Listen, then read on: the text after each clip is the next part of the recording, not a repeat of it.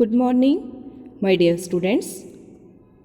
Welcome to Social Science Revision online teaching classes from Vishwamanava Residential High School.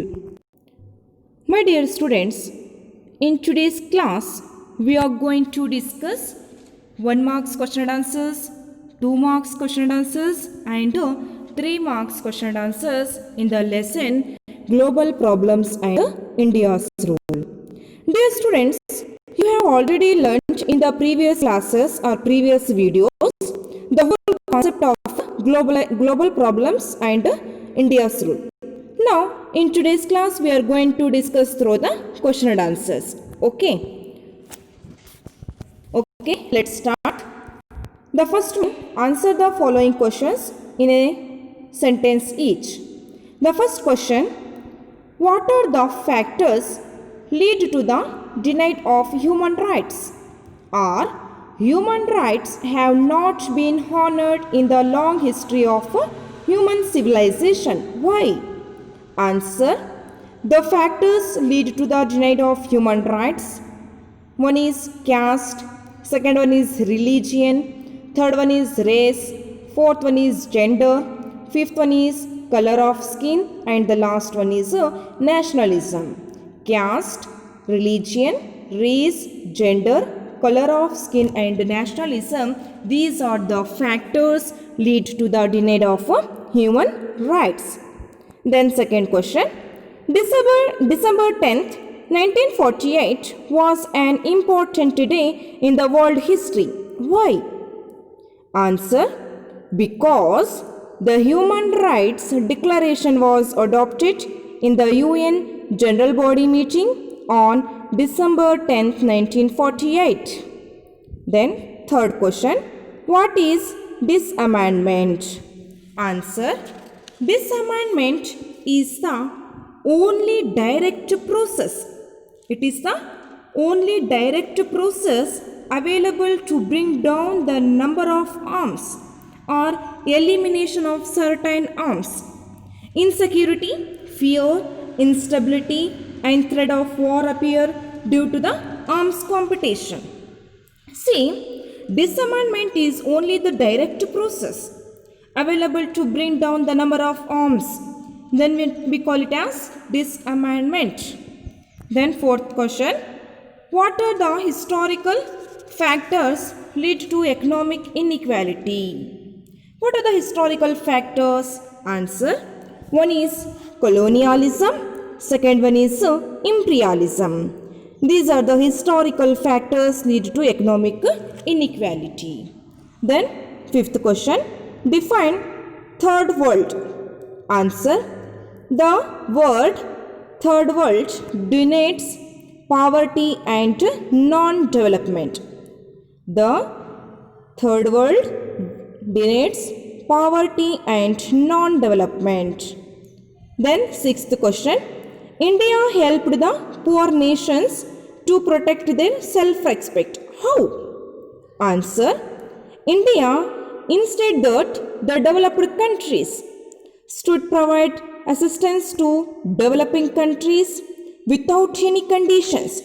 See, India helped the poor nations to protect their self-interest because India, instead that developed countries should provide assistance to developing countries without any conditions.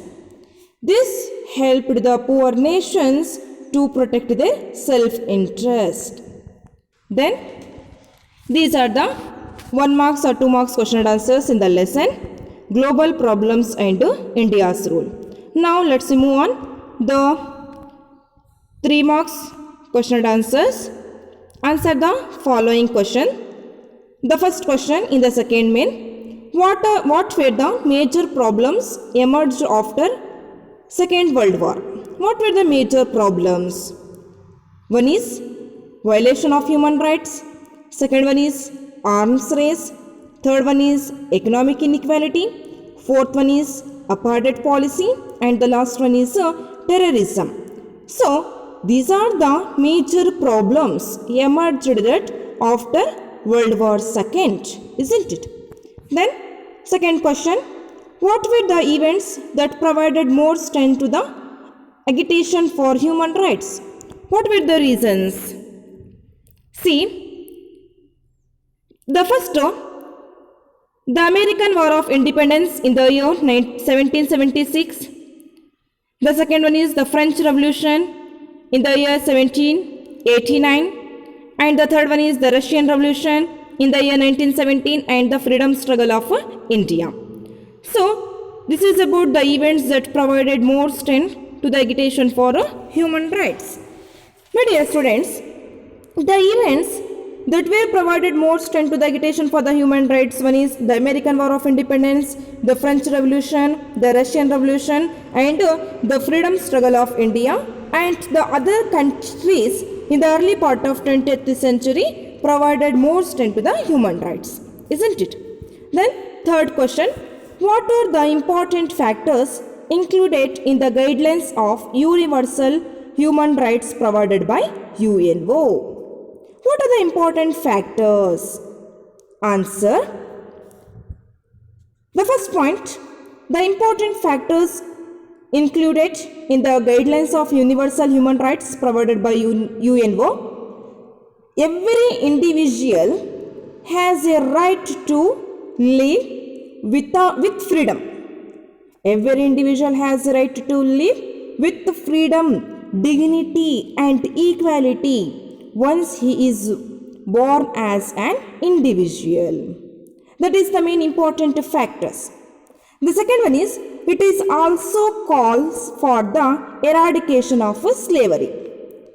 The second main important factor, it is also calls as for the eradication of slavery.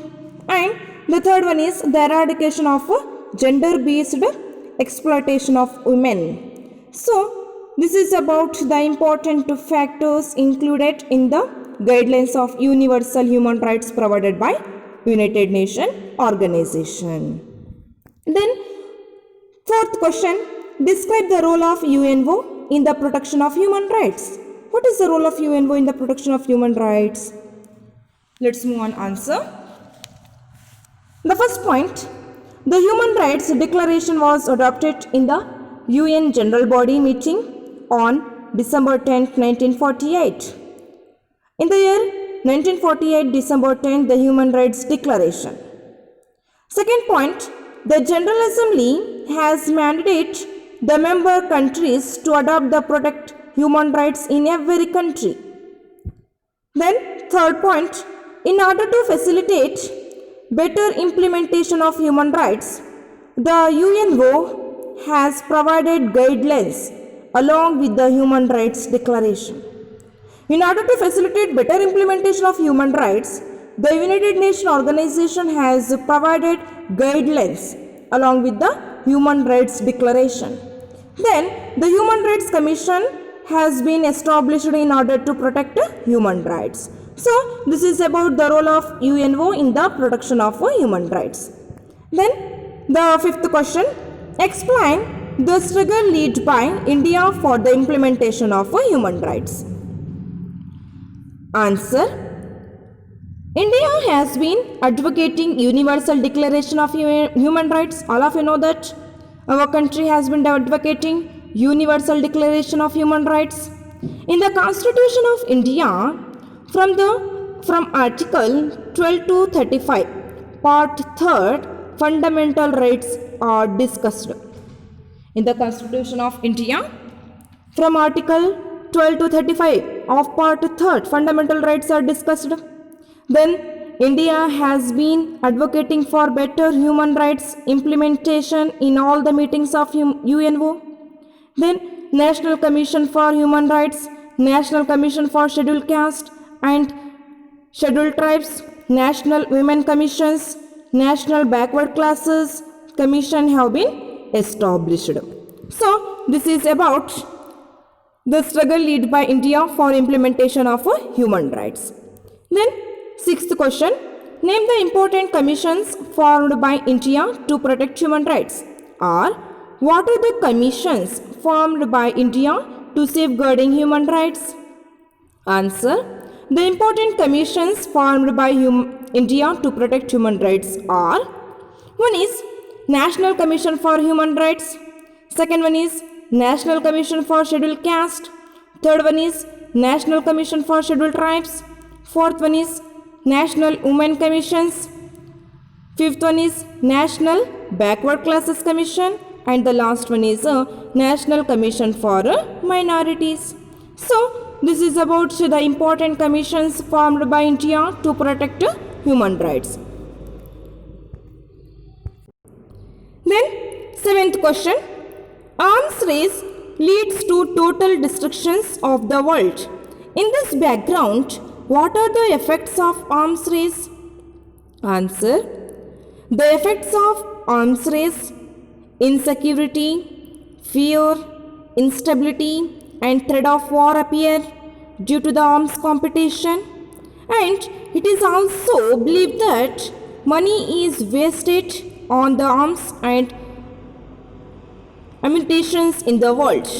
So this is about the effects of arms race. Then eighth question, list out the important bilateral agreements to stop the arms race, or mention the important bilateral agreements signed between America and Russia to stop the arms race. What are the bilateral agreements? Answer: one is Partial Test Ban Treaty, second one is Comprehensive Nuclear Test Ban Treaty, third one is Strategic Arms Limitation Talks are some of the agreements entered by both countries. My dear students, so this is about the important bilateral agreements to stop the arms race. Then ninth question, foreign aid is necessary for the development of backward countries. Why? Answer: because after attaining independence, many ancient and foreign countries attempt to achieve development. After attaining independence, many Asian and African countries has been fully attempt to achieve development, but they had a lot of hurdles to cross in the science, technology, agriculture, transportation, education, health, and many other areas to achieve development, isn't it? Hence, they had to depend upon foreign aid to achieve developments. Then, 10th question, which are the problems faced by third world countries? Which are the problems? One is poverty and unemployment, second one is lack of food, third one is lack of capital, fourth one is lack of educational opportunities, and the last one is backwardness of technology. So this is about the problems faced by third world countries. Then the 11th question, what are the factors affected on world backward countries? Third world countries. What are the factors? See, the factors affected on backward countries. The first one is the excess spending. Second one is open economy. Third one is globalization. And the fourth one is inadequate competition. Excess spending, open economy, globalization, inadequate competition. So these are the factors affected on backward countries. Then the last question, what are the measures taken up by India to eradicate economic inequality? What are the measures? See, the first measures taken up by India to eradicate economic inequality, one is India insisted that the developed countries should provide assistance to developing countries without any condition. India insisted that developed countries should be provided assistance to developing countries without any conditions. That is the first measure. The second one is this helped the poor nations to protect their self-respect, isn't it? The third one is it tried to channel monetary help to the third world countries. And the last one is India as a progressive nation is striving to promote economic equality among all the countries of the world. So, this is about the measures taken up by India to eradicate economic inequality. Dear students, these are the 2 marks or 3 marks question answers in the lesson Global Problems and India's Role. In this chapter, we have learnt 1 marks, 2 marks and 3 marks question answers. Now, let's we move on the another important chapter, Political Science Part 2nd, the 5th lesson, International Institutions.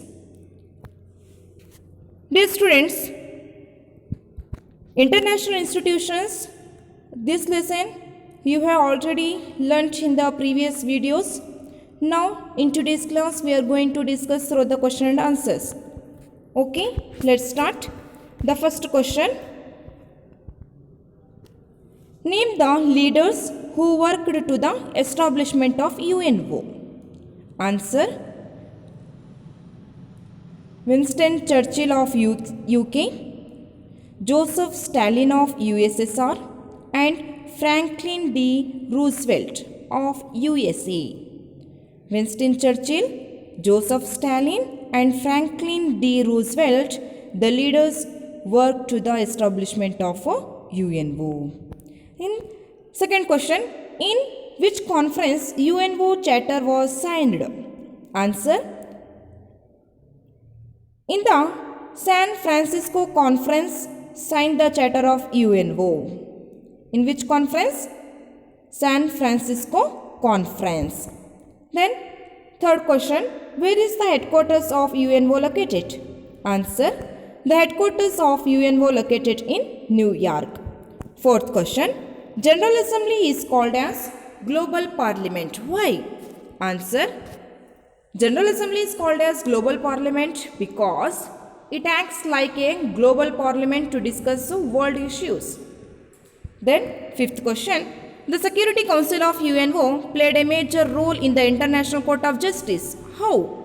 Answer, it selected the judge of International Court of Justice. The Security Council of UNO played a major role in the International Court of Justice. It selected the judge of International Court of Justice. Then sixth question, why the trusteeship committees work force in law? Answer, as the number of trust, terrorist and administrating nations has decreased. Then seventh question, where is International Court of Justice located? Answer, in the Hague of Netherlands. International Court of Justice located. Then eighth question, who is the present General Secretary of UNO? Answer, the present General Secretary of UNO, Antonio Guterres. Antonio Guterres, he became the present General Secretary of UNO. Then ninth question, the achievements of UNO are in the mixed form. Why? Answer, due to the lack of unity among permanent members of the Security Council and complexity of global issues. That is the achievement of UNO in the mixed form. And then 10th question, why has Food and Agriculture Organization established? Answer, the Food and Agriculture Organization established because to fight against poverty, malnutrition and hunger all over the world. Isn't it? Then 11th question, UNESCO supports to spread the importance of education and knowledge throughout the world. How? UNESCO, it supports United Nations Educational Scientific Cultural Organization. It supports governmental and non-governmental organization to spread the importance of education. Then 12th question, what is the main aim of UNICEF? Answer, the main aim of the organization is to create conducive environment for the development of children and women. The main aim of this organization, that is create conducive environment for the development of children and women. Then 13th question, why should we purchase UNICEF greeting cards? Answer. The money collected by selling the greeting cards by this organization is utilized for the welfare of the children. Then 14th question. Which organization of India got Nobel Prize? Answer. UNICEF. Then 15th question. What is the main aim of SAARC? Answer. The main aim of SAARC is to foster mutual ties along with the economic progress and cultural progress. That is the main aim of SAARC. Then 16th question. Which factor is hampering to the progress of SAARC? Which factor? Answer. Mutual suspicion and different opinion among the member countries is hampering the progress of the SAARC. Then 17th question. Which policy creating obstacle to the progress of SAARC? Which policy? Answer. All discussions need to be taken unanimously is also creating obstacle to its progress. Which policy? All decision needs to be taken unanimously. Then 18th question. Which right of the member nations of the Organization of African Unity? Answer. Sovereign power of all the member countries. So, these are the 1 marks or 2 marks question and answers in the lesson International Institutions. Now, let's move on. 3 marks question and answers. The second main, answer the following question. The first question. What is the main objectives of UNO? Or what are the main aims of UNO? Or explain the aims of United Nations Organization. What are the major aims and objectives of UNO? Answer. C. Safeguarding international peace and security. Second one is fostering cooperation among nations. Third one is improving the faith in human rights. Fourth one is exploring solutions to various problems with international cooperation. Fifth one is providing recognition to international agreements and conditions. And the last one is striving to build mutual trust and cooperation among the countries. So, this is about the main aims and objectives of UNO. Very important question. Then, second question, name the affiliated bodies of UNO. There are 6 main affiliated bodies of UNO. One is General Assembly. Second one is Security Council. Third one is Economic and Social Council. Fourth one is the Trusteeship Council. Fifth one is the International Court of Justice. And the last one is the Secretariat. These are the affiliated bodies of UNO. Then, very important question. Explain the powers and functions of General Assembly. Answer. The formation and powers and functions of General Assembly, it is consisting of representatives from all the member states. The General Assembly is consisting of representatives of all the member states, isn't it? And every country sent 5 representatives in the General Assembly. But every country has only 1 vote. Keep it in mind, every country has only 1 vote. Then general budget is approved in this body. And a special session can be convened if there are any emergency issues. Then it acts like a global parliament to discuss world issues. That is about the formations and powers and functions of General Assembly. Then fourth question, explain the formation and functions of Security Council. Very important. See here, the formation and functions of Security Council, it has permanent 5 member nations. In the Security Council we can see 5 permanent member nations. In the Security Council we can see it has 5 permanent members. The 5 permanent members like USA, UK, France, Russia and China are the 5 permanent member countries.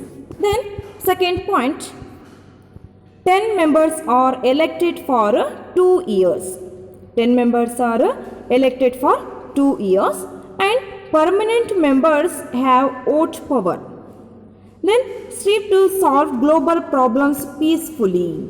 It display UNO UN peacekeeping force to maintain peace and order. It selects the judge of International Court of Justice, and it is also suggests the nomination of Secretary General for UNO. So this is about the powers and functions of Security Council. Now let's move on to another important question in this chapter, that is, what are the functions of Economic and Social Committee? What are the functions? See, the council has 54 members. 18 members of the council are elected once in every 3 years. They choose one among them as the chairperson of the council. The main functions of the Economic and Social Council, one is conducting studies on economic, social, cultural, education, health and other international issues and sharing their reports. That is the major functions of this council, isn't it? Then second one is issues like refugees problems, women's status, housing and many other issues come within the preview of this council. Then the third function, this council recommends on the issues of human rights and basic freedoms. And the fourth function is organizing conference on human resources, culture, education and other issues. And the last one is coordinating the functions of specialized bodies. The specialized bodies like ILO, International Labour Organization, FAO, Food and Agricultural Organization, WHO, World Health Organization and other institutions. All these are the major functions of Economic and Social Committee, isn't it? So this is about the major powers and functions of Economic and Social Committee. Then let's move on.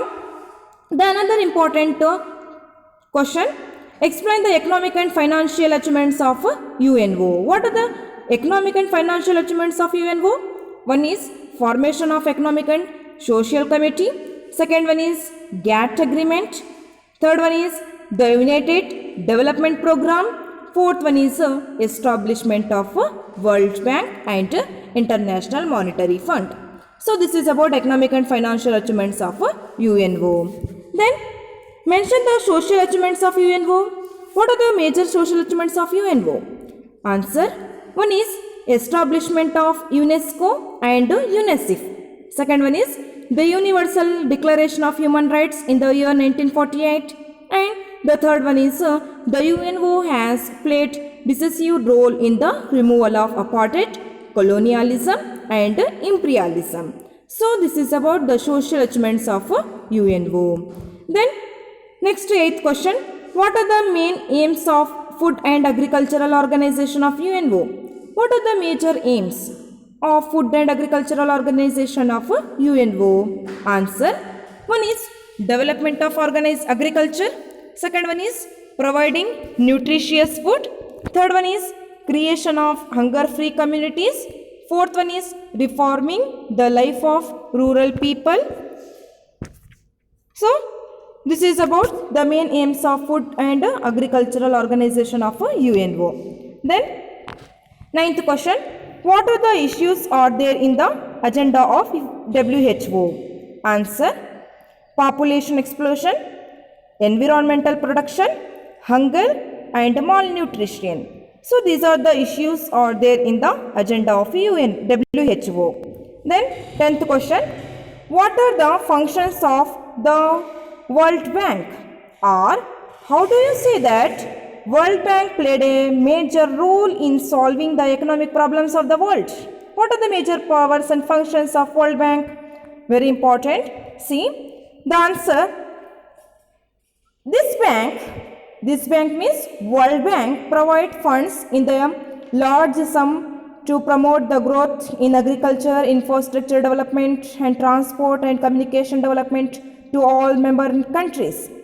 Then it helps to balance the world trade and the balance of payment process. This bank always provide funds to the development of the countries. So this is about the powers and functions of a World Bank. Then 11th question, list out the functions of International Labour Organization. Answer, welfare of the workers, health facilities provided, life quality,